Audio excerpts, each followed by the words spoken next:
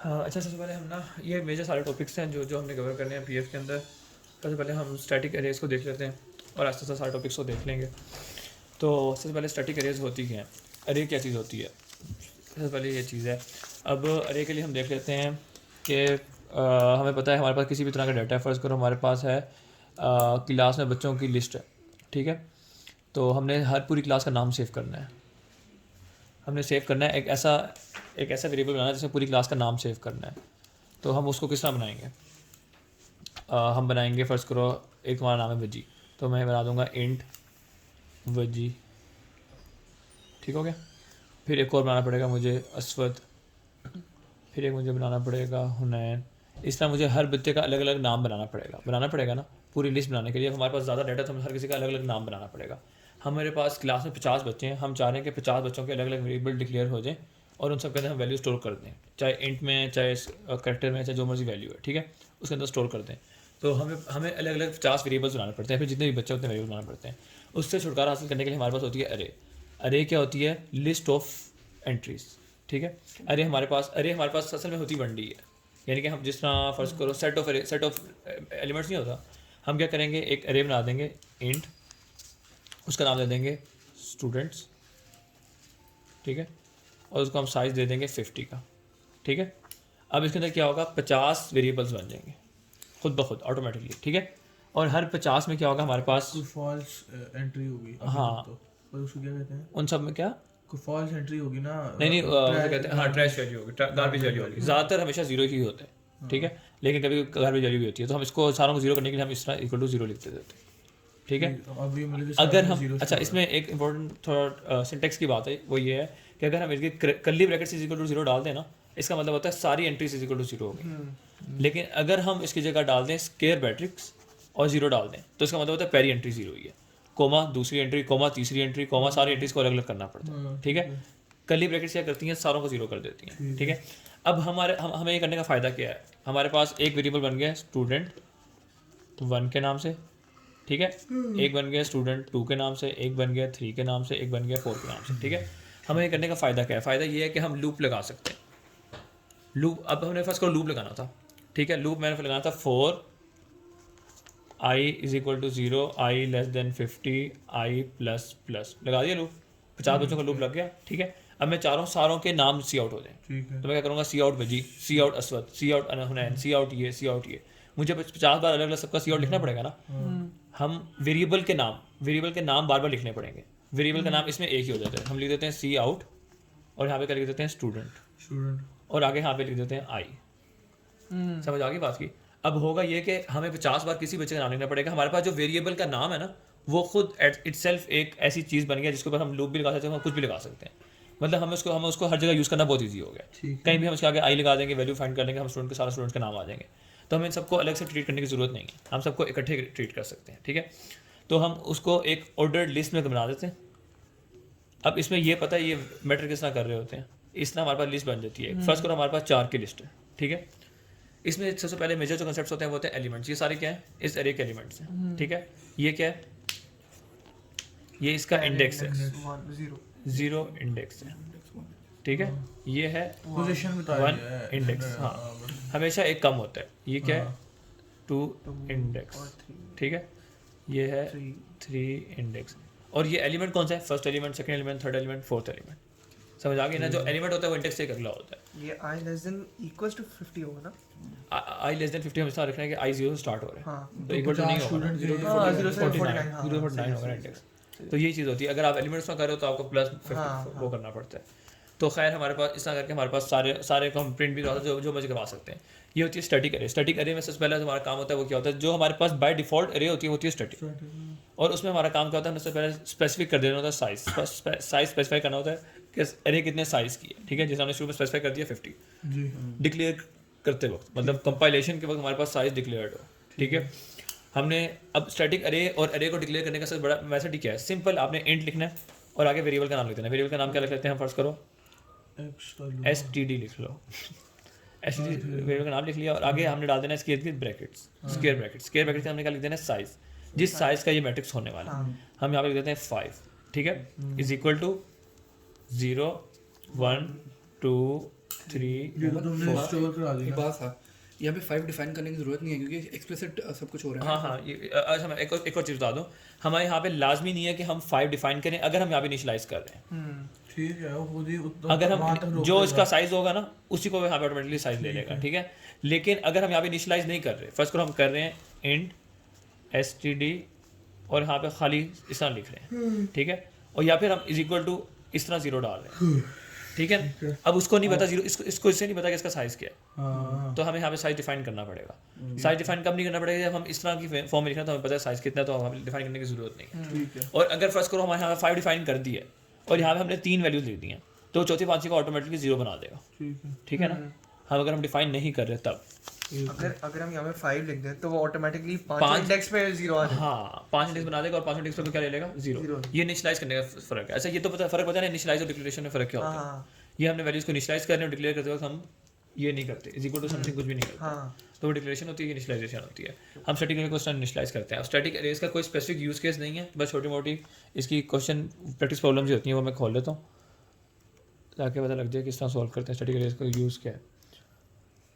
अच्छा ये एक चीज़ हमेशा याद रखनी है, जब भी हमने अरे को सी इन और सी आउट करना है हमेशा लूप से होगा, ये बात पता है ना। जब भी हमने अरे को यूज़ करना है, फर्स्ट करो अरे हमारे पास 50 आ गई है, वजह इधर देख लेना। अब हमारे पास अरे हमने फर्स्ट करो, अब हमारे पास 5 अरेज बनी है स्टूडेंट्स की, अब हम चाह रहे हैं सब सारों के नाम सी इन करें, ठीक है, या फिर सारों की वैल्यू हम सी इन करना चाह रहे हैं। तो हम 2 तरीके हैं, एक ये हम लिख दें सी इन std आई 1 सी इन std 2 समझ आ गई। इस तरह करके हम 5 बार जितनी बार भी है, लेकिन अभी ये 5 बार है, कभी 100 बार होता है, कभी 200 बार, मतलब ज़्यादा बार भी हो सकता है, और कभी ऐसा होता है पता भी नहीं होता कितनी बार होना है। तो हम उसके लिए लगाते हैं हमेशा फॉर लूप। ये फॉर लूप का सिंटेक्स हमेशा याद रखना है, for int I is equal to 0, I less than equal to 10 कर दूँ। Less than size. साइज होता है ना, हाँ हाँ ओ हाँ i less than size, less than equal to नहीं डालेंगे, लेस देन साइज आगे क्या होगा i plus plus i plus plus, ठीक है। अब ये जो सिंटेक्स है ये सारी जिंदगी के लिए याद रखना है, जब भी कोई भी अरे आ रही है हमेशा सेम सिंटेक्स जाएगा, चाहे सी इन कर रहे हो चाहे सी आउट कर रहे हो, चाहे सी इन कुछ भी करना है ना, और यहाँ लिख देना सी इन क्या हो जाएगा std आई, ठीक है। अब क्या करेगा वो पहले हाँ बोलो। साइज एक वेरिएबल है, अगर तुम वो नहीं हाँ ना हाँ करेगा वैसे में डाल अच्छा यहाँ पे हमारे पास साइज एक वेरिएबल है, हाँ। और हम इसकी जगह हम लाइब्रेरी यूज करके साइज डॉट लेंथ भी कर सकते हैं कि हम बता दें साइज कितना है, लेकिन साइज कितना पहले स्टोर करवा लेते हो तो ज़्यादातर हमेशा ठीक है। हमने इस तरह ही नहीं, करना वो है। ठीक है, वो तो- इसके पहले तो साइज वेरिएबल इंट्रोड्यूस कराना पड़ेगा। हाँ। वो ये बात ये नहीं कह रहा कि नहीं कराना पड़ेगा आगे चल। हाँ हाँ बिल्ट पूछ। फंक्शन यूज किया साइज डॉट नहीं नहीं वो मैं अभी बिल्ट इन फंक्शन में नहीं जा रहे ना हम, क्योंकि वो डायनामिक अरेज में जाके करवा दूंगा, अभी यहाँ पे थोड़ा मसला हो जाएगा। यहाँ पे हम सिंपली 5 भी लिख सकते हैं क्योंकि हमें पता है, हमें जब नहीं पता होगा डायनामिक अरेज तो हम उसमें हाँ, यूज ठीक करेंगे, है। ठीक है। अब हम सीन करें तो क्या करेगा, पहले 0 के लिए सीन करेगा, फिर 1 के लिए सीन करेगा, फिर 2 के लिए, फिर 3 के लिए, फिर 4 के लिए। 5 के लिए नहीं करेगा क्योंकि वो 6th रह जाएगा, 6th एंट्री हो जाएगी जो 5 होगा। तो इस तरह सीन होगा, सी आउट भी सेम एग्जैक्ट सेम लूप होगा, और हम कर देंगे सी आउट और क्या लिख देंगे std और यहाँ पे लिख देंगे आई, ठीक है। तो सेम है हमेशा हम लूप में हमेशा सीन और सी आउट करते हैं। ये इसका आ गया। बाकी अब इससे कोई प्रैक्टिस प्रॉब्लम खोल के देख लेते हैं स्टैटिक अरेज की। स्टैटिक अरेज बहुत बेसिक कॉन्सेप्ट है तो इसमें से कुछ खास आता नहीं है। आगे अभी प्रैक्टिस प्रॉब्लम ने कहा। अब मेरी बात सुन, पहले बात सुन। अभी ना तू कॉन्सेप्ट क्लियर कर, हाँ ठीक है, और एंड पे ना कल कर लेंगे प्रैक्टिस। कल सारा दिन बैठ के सिर्फ एक ही काम करना है। ऑक्यूपेशनल हेल्थ का तेल लेना, उसको Occupational health चाइल्ड नहीं। वो सैटरडे को हाँ उसको वो चाइल्ड भी मार लेंगे। वो वैसे भी सैटरडे अब देख लो जरा, एक बार देख लो, साथ साथ देखते रहो ना। अब उसने हमें क्वेश्चन क्या दिया हुआ है, write a C++ program that includes the following, declare an integer of array size 10। ठीक है, उसने सबसे पहला काम क्या किया है, एक साइज 10 की अरे डिक्लेयर करनी है। ठीक है, डिक्लेरेशन करनी है। आस्क डिक्लेरेशन करनी है, इनिशियलाइजेशन नहीं करनी। ठीक है, ask user to enter 10 number for array elements.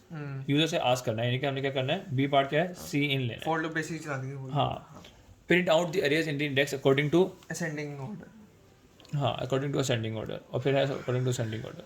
ठीक है, तीसरा है सी पार्ट है cout in ascending order. Ascending, और चौथा डी है डिसेंडिंग।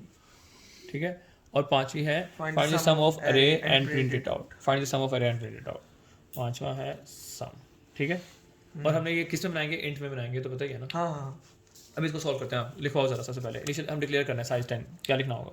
int students स्टूडेंट हम लागे तो ही है ना, अब हम यहाँ पे कुछ भी करके डाल दो, ARR, कोई भी variable कुछ डाल भी दो। हाँ int ARR लिख दो, हाँ, int ARR 10 10 बस फॉर बस। लूप लगेगा for loop ठीक है।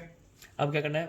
for I I equals to 0 I is equal to 0 और फिर I is less than 9 less than 9 less नहीं than 10 लेस देन 10 करेंगे, लेस देन इक्वल टू 9 करेंगे, हाँ हाँ और I I plus plus plus, ठीक हो गया?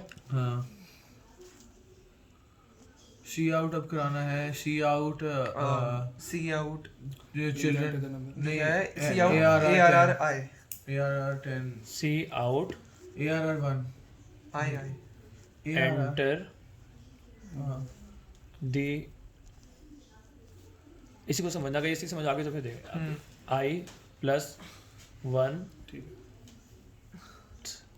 वैल्यू ऑफ अरे, इसी की समझ आ गई है क्या किया मैंने सी आउट कर दिया enter the I plus value.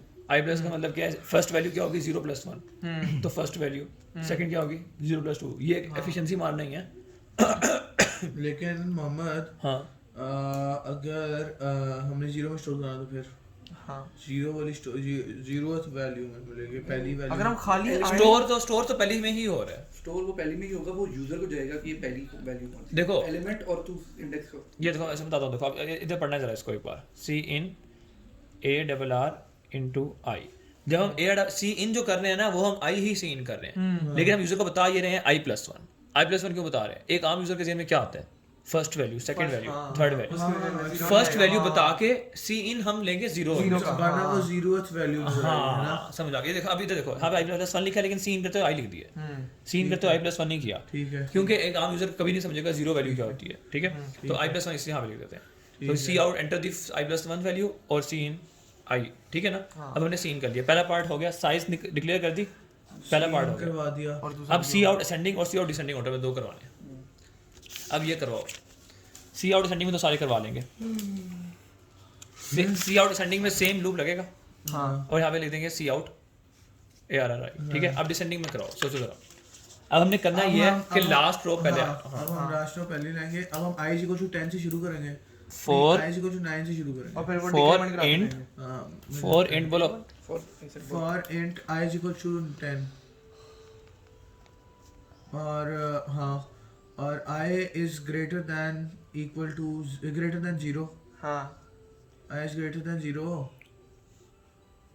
I minus I is हाँ not ठीक है हाँ वो भी सही।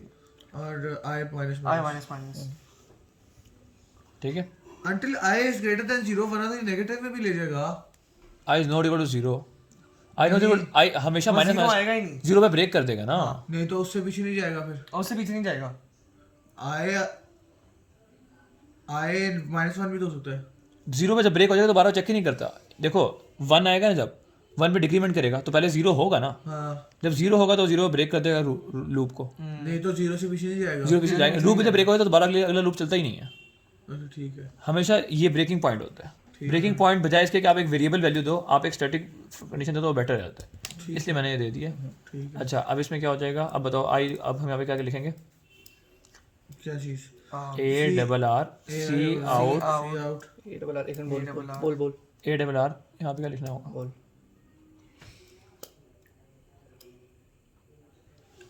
बस ये बात याद रखे, एरे के इंडेक्स 0 से 9 के दरमियान में है। पहली तेरी एंट्री 10 से स्टार्ट होगी, 10 तो बाउंड में है ही नहीं।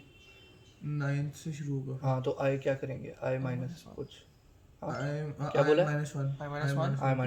I -1 से स्टार्ट होगा। हाँ क्योंकि 9th वैल्यू से मतलब कि होगी वो 10th वैल्यू, हाँ लेकिन वो 9th वैल्यू हम 9th इंडेक्स में होगा। 9th इंडेक्स में होगा। ठीक हाँ, है? ठीक है। अब उसके बजाय अगर हम इस तरह नहीं कर लेते, नहीं वो बात भी ठीक है, लेकिन इनका भी अपनी हाँ हाँ वो अपनी अपनी लॉजिक है, नहीं लेकिन तो अगर तू यहाँ पे 9th इशू, वो ये हो जाएगा ना फिर यहाँ पे इशू पता है क्या होगा? यहाँ पे इशू ये होगा कि 1 - 0 0 आ जाएगा। ओए हाँ ये भी सही है, सही कह रहे हो, हाँ ये भी सही है। 0 इंडेक्स ओ हाँ सही है, ये भी सही रहेगा। I -1, हाँ, ठीक है ना? ठीक है। I -1 से भी हो जाएगा, और अगर आप यहाँ से 9 लिख दो, यहाँ पे इज इक्वल टू 0 वाली कंडीशन डाल दो ना, तो इज लेस देन 0 वाली कंडीशन डाल दो। मेरी बात सुनो, ये जो अरे के आगे जो लिखते हैं हाँ। ये क्या होता है? ये उसके इंडेक्स की उसका इंडेक्स की वैल्यू होती है हमेशा। टोटल इंडेक्स कितने हैं? हाँ अच्छा, अब मेरी बात सुनो, ये वैल्यू क्या होती है? जब भी आप सबसे पहले लिख रहे होते हो ना, तो ये वैल्यू क्या होती है? उसका साइज बता रहा होता है हाँ कि उसका साइज कितना है। हाँ जिसमें बता दिया साइज 10 है, ठीक है। ठीक है। लेकिन जब आप बीच में कहीं भी यूज़ कर रहे हो तो आप उसका इंडेक्स बता रहे होते हो। फॉर एग्जाम्पल अगर मैं यूज़ करता हूँ ना, अगर मैंने ओवरराइड कराना है, फर्स्ट करो, अब मैं तुम्हें कह देता हूँ यहाँ पे मैं चाह रहा हूँ फिफ्थ इंडेक्स पे वैल्यू 6 आ जाए, तो सी आउट नहीं A R R 5 is equal to 6 हो जाएगा।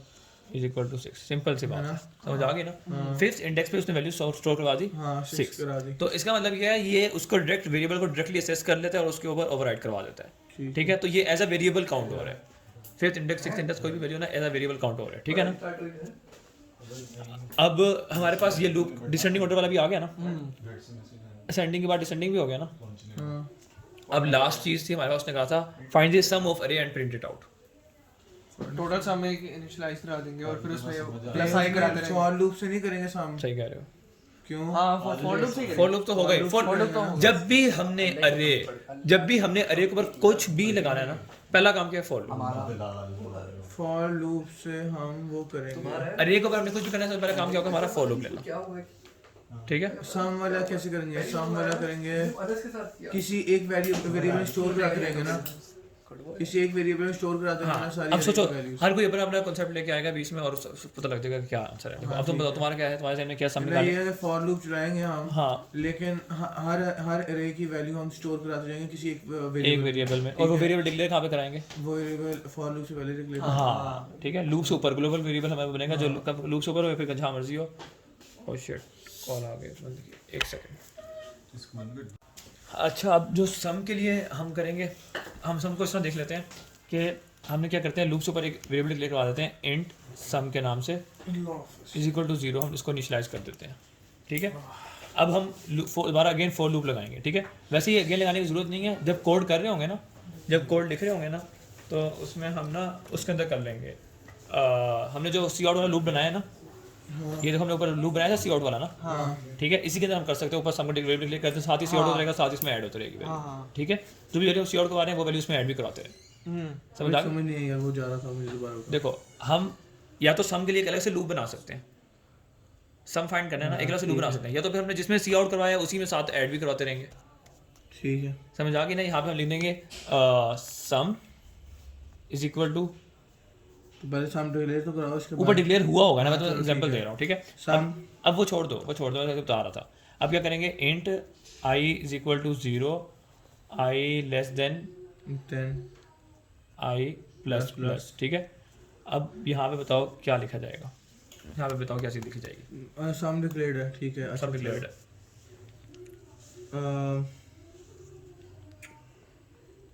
हम चाह रहे हैं कि इसकी हर वैल्यू, इसकी जो भी वैल्यू आएगी बारी बारी, वो सम के अंदर स्टोर होती रहे।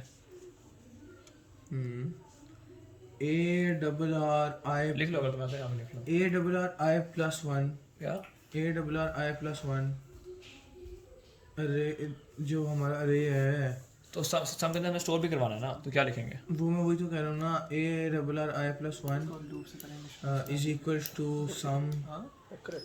इज इक्वल टू सम का मतलब तो क्या हुआ, सम की वैल्यू के अंदर स्टोर हो रही है, पहले सम जिससे store sum is equal to A double R I plus 1 I plus 1 करेंगे तो 0 प्लस 1 से स्टार्ट होगा। टोटल सम आई अगर वो करेंगे तो पहले लूप में पहली वैल्यू आ जाएगी, दूसरे लूप में दूसरी वैल्यू आ जाएगी। अच्छा, मैं एक्सप्लेन करता हूँ। मुझे पता है ओवरराइट हो रही है, हाँ, हाँ। लेकिन इसमें कोई मसला तो है ना, मुझे ये नहीं मसला समझ आ रहा मुझे। हाँ अच्छा, क्योंकि देखो, मुझे पता है कि अगर मैं is equal to sum is equal to A double R I कर देता हूँ, तो जब लूप चलेगा तो वैल्यू ओवरराइट होती रहेगी। हाँ ठीक है। अच्छा, मैं बता देता हूँ। अच्छा देखो, अगर हम यहाँ पे कर देते हैं ना सम इज इक्वल टू, जो कि ज़्यादातर लोग करते हैं, ए डबल आर आई, ठीक है। अब इसमें क्या होगा, फर्स्ट बारी यहाँ पे फर्स्ट वैल्यू आ जाएगी, आई इज इक्वल टू 0 में जो भी वैल्यू स्टोर होगी, हाँ, अब और जब वो दोबारा इसमें से लूप चलेगा तो नई वैल्यू स्टोर हो जाएगी, नई वैल्यू अभी स्टोर हो add नहीं जाएगी रही। और पिछली वाली वैल्यू गायब हो जाएगी, हाँ, तो यहाँ पे ठीक है। ऐड नहीं हो रही। तो दो वेरिएबल होने चाहिए फिर, नहीं, क्यों? हम इसको दो वेरिएबल से भी कर सकते हैं, लेकिन वो बहुत मतलब एक इसी चीज़ को आप मुश्किल बना रहे हो। ठीक है। अब मैं इसके लिए दो हल हैं, इसके दो हल हैं, दो बहुत इजी हल है। तुमने क्या हल बनाया है, दिखाओ। बिल्कुल ठीक है उसका। हाँ, ये बेटर हल है। नहीं, मेरी एक सेकंड बात सुन, सम की एक वैल्यू ही किधर गई? यहाँ अगर अभी तो चलो स्टोर होगी ना, फिर उसके बाद दोबारा लूप चला तो ओवरराइट हो जाएगी। हाँ, तो पिछली वाली सम की वैल्यू चाहिए ना हमें, हाँ तो हम अगर पिछली वाली वैल्यू इसमें ही ऐड कर दें, हाँ, तो वो तो ठीक है, गुड हो जाएगा फिर। ठीक है, तो क्या करेंगे? तो पिछली वाली वैल्यू वो देखना, उसने भी सेम किया हुआ है। अगर तुम इसी के ऊपर सम के equal plus sum, sum plus equal to, अगर हम देखो हम यहाँ पे दो काम कर सकते हैं, एक sum is overwrite equal to sum plus ARR index I. अब क्या कर रहा है, पिछली वाली वैल्यू सम के अंदर ऐड कर रहा है और उसको ओवर ऐड करवा रहा है सम के अंदर। ठीक है, ठीक है, वो क्या करेगा, यहाँ पे फर्स्ट को पहली वैल्यू थी 4, तो 4 + 5 इसके अंदर स्टोर करवा देगा। ठीक है। फिर अगली बारी 5 + 9 इसके अंदर स्टोर करवा देगा, मतलब अगली बारी असाइनमेंट। और इसका बेटर लिखने का तरीका क्या है, sum plus is equal to ARR I. ये सेम चीज़ है, बस इंडेक्स लिखने का सिंटेक्स डिफरेंट है। ठीक है, प्लस इज इक्वल टू मतलब क्या होता है, sum plus is equal to. ठीक है, इसमें क्या करता है, वो प्लस करके वैल्यू से स्टोर करवा देता है, ओवरराइड करवा रहा है, लेकिन सम करके करवा रहा होता है। तो ये दो तरीके हमारे पास सम करने का। और हम क्या कर देंगे, लूप के बाय लूप के बाद जाके सी आउट करा देंगे टोटल सम। ठीक है, समझ आ गई। हमने सी आउट सम करवा दिया, हमारे पास सम का वैल्यू भी निकल आई। तो इसलिए हमने अरेज के अंदर डिफरेंट ऑपरेशंस अप्लाई करके हम उसको असेंडिंग ऑर्डर, डिसेंडिंग ऑर्डर, सम और मल्टीप्लिकेशन वगैरह करके फाइंड कर सकते हैं। सबसे ज़रूरी पहले इसको 0 से इनिशियलाइज करना है। अगर 0 से इनिशियलाइज ना करोगे गार्बेज वैल्यू है। हाँ मुझे पता है। और वैसे भी उसको हम लूप के अंदर यूज़ करते हैं तो बड़ा मसला आता है अगर हम इनिशियलाइज नहीं करते। इसमें इनिशियलाइज किया यहाँ पे। तो ये हमारे पास हो गया स्टैटिक अरे के डिफरेंट जब हमने किया इसके ऊपर। आज तो आप भी ग्रुप स्टडी कर लें। फर्स्ट एंड लास्ट चलता नहीं। अच्छा अब मुझे बताओ, अब एक क्वेश्चन है, मैं कहता हूँ 2 अरेज बनाओ, ठीक है, उसका डाटा यूजर से ले लोगे ना, अरे 1 का ले लोगे, अरे 2 का ले लोगे ना। अब चेक ये करना है कि वो दोनों अरेज के जो हर एलिमेंट आपस में बराबर है कि नहीं है। अगर बराबर है तो सी आउट कर देना आइडेंटिकल, वरना क्या देना नॉन आइडेंटिकल। ये किस तरह चेक करोगे? सवाल नहीं समझ आया। मेरे पास 2 अरेज हैं, मेरे पास 2 अरेज हैं। एक ARR1 है जिसका साइज भी 5 है, दूसरी ARR2 है जिसका साइज भी 5 है। ठीक है, अब मैं कह रहा हूँ नहीं, हाँ या ना बताओ। नहीं, इफ एल्स करेंगे हमेशा लूप लगेगा ही लगेगा। मैं ताज़े अरे में लूप लगेगा ही लगेगा तक हर वैल्यू को चेक करेगा। लूप तब तक चलता है जब तक कंडीशन ट्रू होती है। अगर जहाँ ब्रेक होता है, जहाँ कंडीशन टूटती है वहाँ लूप ब्रेक हो जाता है ना। हाँ सही कह रहे हो। अब मुझे बताओ, अब अब ये अगर 2 अरेज हैं, मैंने बताया था कि हम इंडिविजुअल वैल्यूज मतलब के इक्वल टू करते रहे, ठीक है, एक लूप में तो जहाँ पर वो एक भी वैल्यू मतलब के कंडीशन पूरी नहीं हुई तो वो लूप चलना बंद हो जाएगा। इसके लिए ये कोड बना सकते हैं ना हम, होगा यही। सही कह तो रहे हो। हम क्या करेंगे, फॉर आई बोलो for int i is equal to 0 इसको हम ना loop comma i is less than 10 कर दो। 5 कर दिया, ठीक है, 10 नहीं 5 ही होगा। ठीक है, जितनी भी है दोनों की वही है ना। हाँ तो फिर i प्लस प्लस। अच्छा इससे ऊपर हम एक और कंडीशन लगा सकते हैं, दोनों के साइज अगर आपस में बराबर नहीं है तो पहले कह देना उन्होंने आइडेंटिकल है। आइडेंटिकल तभी होंगे जब साइज बराबर होगा। हाँ ठीक है। 10 है। अच्छा अब हम ये करेंगे कि ARR1 I एरे 1 का देखेगा और इज इक्वल टू उससे पहले हम एरे आई और एरे जे यूजर से ले लेंगे। यार मोहम्मद फिर तो हमें तो इफ स्टेटमेंट नहीं लगानी चाहिए। लूप के अंदर इफ लगेगी ही लगेगी, ये बोलो पता है। इफ तो ये ए हाँ हम सेम इंडेक्स ठीक है। तो इफ अब आगे स्टेटमेंट लिखो, सी आउट कराएंगे हम कि द अगर तो लूप चला रहा है जिसमें अगर हम इस तरह करेंगे ना तो इसमें तो क्या हो जाएगा, ये तो है ही। तो ये कौन सा एलिमेंट चेक करेगा? इस तरह पहली वैल्यू चेक करेगा, पहली वैल्यू अगर बराबर आ गई तो वो कर देगा कि बराबर। हम ये नहीं चाहते, तो हम क्या करेंगे? एरे का नाम दिया। अब बताओ। तू एरे के नाम से कंफ्यूज हो रहा है। अच्छा अब हमें बताओ इसमें हमारे पास कंडीशन क्या है। कंडीशन ये है कि हमारे पास हर वैल्यू बराबर होनी चाहिए कि नहीं होनी चाहिए, है ना। आइडेंटिकल कंडीशन ये ना, हर वैल्यू बराबर होनी चाहिए। अब इसमें बताओ ज़्यादा आसान ये है कि हम ये चेक करें कि हर वैल्यू बराबर है, या फिर आसान ये चेक कर लें कोई भी वैल्यू है ऐसी जो बराबर नहीं है। हाँ ठीक है। अगर कोई भी एक वैल्यू भी बराबर नहीं है तो हम कह देंगे नॉन आइडेंटिकल है ना। हम इसके बजाय हम कंडीशन लगा देते हैं if ARR1 i is equal to ARR2 i और यहाँ पे लगा देते हैं नॉट इक्वल टू। ठीक है, अगर ये है तो हम यहाँ पे कर देते हैं return false else return true. ठीक है, समझ आ गई इस चीज़ की नहीं आ गई। अगर इनमें से कोई भी वैल्यू आपस में आइडेंटिकल नहीं है ना, कोई एक भी वैल्यू उसको मिल जाती है आइडेंटिकल नहीं है तो रिटर्न कर देगा फॉल्स को। अगर सारी वैल्यू चेक करने के बाद भी आइडेंटिकल है तो वन पे रिटर्न कर देगा ट्रू। समझ आ गई बात की? ठीक है, लेकिन ये तो एल्स है, ये किसके बाद आएगा? ये एल्स कहाँ पे आएगा?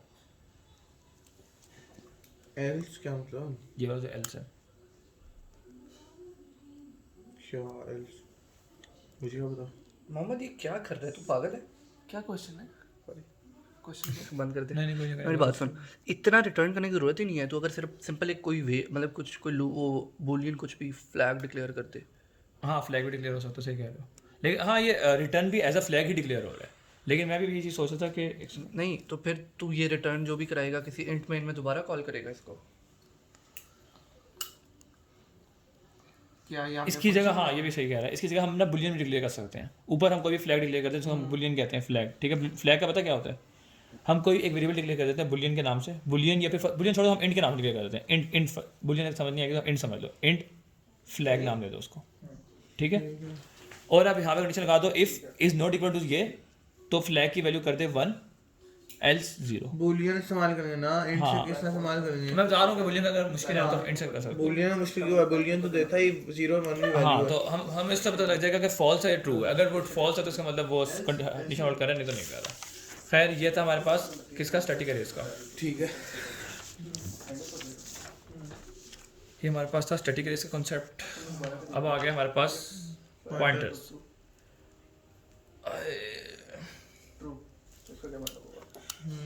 इसको इन लोगों को मारा, हाँ क्योंकि इसको पहले अपलोड कर ही दें। कितने हो गए?